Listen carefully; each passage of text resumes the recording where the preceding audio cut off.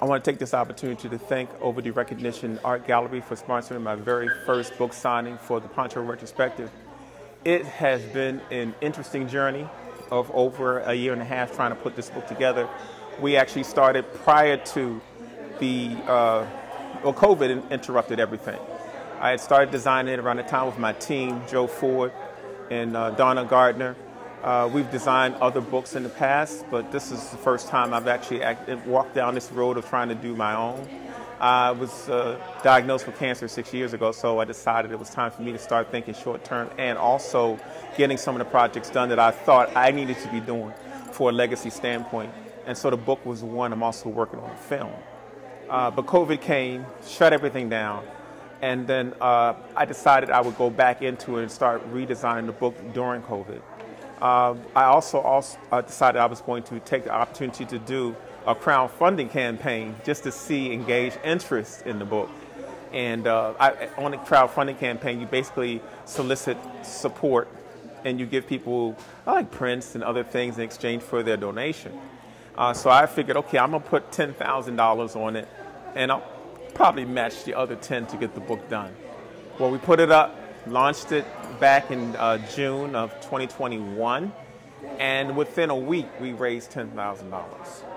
Within 2 weeks we had raised $20,000, and then it just kept slowly climbing until it got to $34,000. So I was at this point where my design team had already designed the book, but now we had raised twice the money we thought we were going to raise. So I decided, okay, well, I'm just going to upscale everything. I'm going to double the size of the book. I'm going to do a hardbound. And then I ran into another problem with just being able to source things in the United States. Most printing plants were closed during COVID. Folks that were older pressmen started to retire. Whoever was doing the menial jobs, they got displaced. So I ran into a situation where I couldn't even find a place in the United States that could print the book. And then when I finally did find someone, they said, hey, look, we can't match the quality of your last book, which forced me to have to entertain having the book printed internationally, which is something I've never done in my career, have always thought about it, but kind of shied away from it. Luckily, I don't believe in luck. By the grace of God, in 2 phone calls, I found a company that specializes in reference books and museum art books.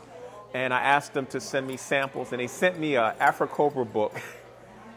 I had gone to that exhibition in Miami the year prior.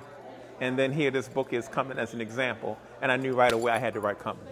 So the book got rebirthed, but what I decided to do at that point was 246 people contributed money to get this book done. And so I took them through a journey. We would send I would post a little bit about each step along the way. Along the way, we probably sent like 60 different messages to people to keep them up to date on what was happening, how it was happening. And so it was really a nice group effort, but at the end of the day, my followers ended up being my publisher. And so, you know, it's been just a refreshing experience. Now that the book is done, it's been well received.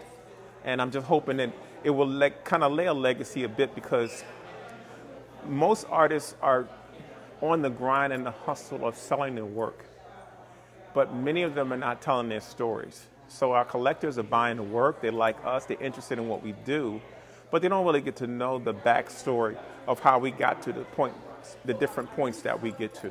And so for me, it was a chance for me to sit down and finally try to articulate the journey I went through personally as a graphic designer into doing fine art.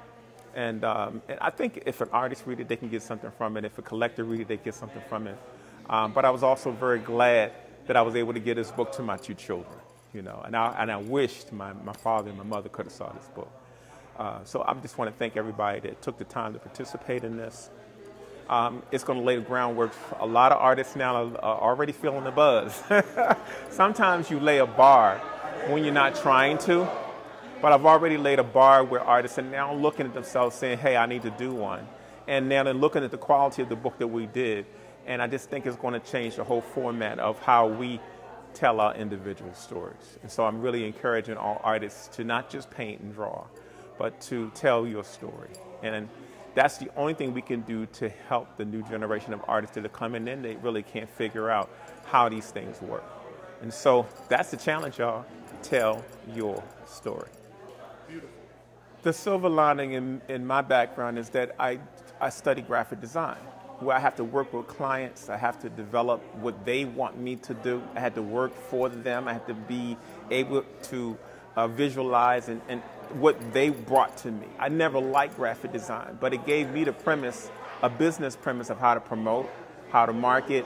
And so that's just a classical part of my training that I don't think a lot of fine artists would have gotten along the way on their path. I chose graphic design. Some people take general fine arts. That was the choice I made. But the book really does describe the pros and cons of the choice I made. Because when you make one choice, it's like signing up with a gang. You know, the rules and regulations are totally different. How you market or not market yourself changes. So a lot of people do admire what I do marketing wise, but I just believe it's a form of communication. You gotta, if you want to build a following, you have to find a way to speak their language. And I think I've been fairly successful at staying connected with my followers. Well, you know, life is struggle. And for artists, it's such an introspective thing for us to do what we do. It's a very isolating thing. What I went through is most artists' worst nightmare. But I had to go through it. I learned a lot of things. It happened at an age where I got to really see the effect of my work on people. I got to see who my haters were and weren't. I got to see who was rallying for me. And I think that makes all the difference in the world. I lost everything I created up to 1995 and had to recreate myself in the middle of really cresting my career. And so a lot of folks counted me out. A lot of folks didn't. A lot of folks were very, very happy that this happened to me. But I can tell you, the masses of people showed up, and they have been my supporters and my followers ever since. So I think people watch how you come out of struggle. Artists, we are one step away from depression. It's just part of who we are. We feel the world different. I didn't say better or worse. I said different. And so I'm able to connect the artists in a different way than some other people because I understand our lifeline and how we work and the counterbalance of the two. And so, hey man, it's about life. And we take the time to depict everyday life in our work. It's a reflection of our people. It should be. And so I take pride in that, and hopefully that's going to be my legacy.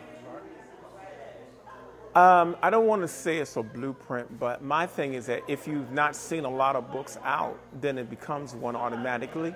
So there's a lot of museum books out, but there are not a lot of books out by people of color, especially not where they talk about their past and how they got to where they got. So for me, it's a blueprint in that you'll be able I've demystified my journey in a way that if you're creative, you could see something in it that will motivate you. It talks about the struggle. It talks about the people that I met. It talks about my doubt. It talks about my insecurities. But it also talks about that moment when I had the epiphany that I was on to something. And all artists can relate to each one of those phases. So as for me, there's a universality in my words that I think most artists will connect with.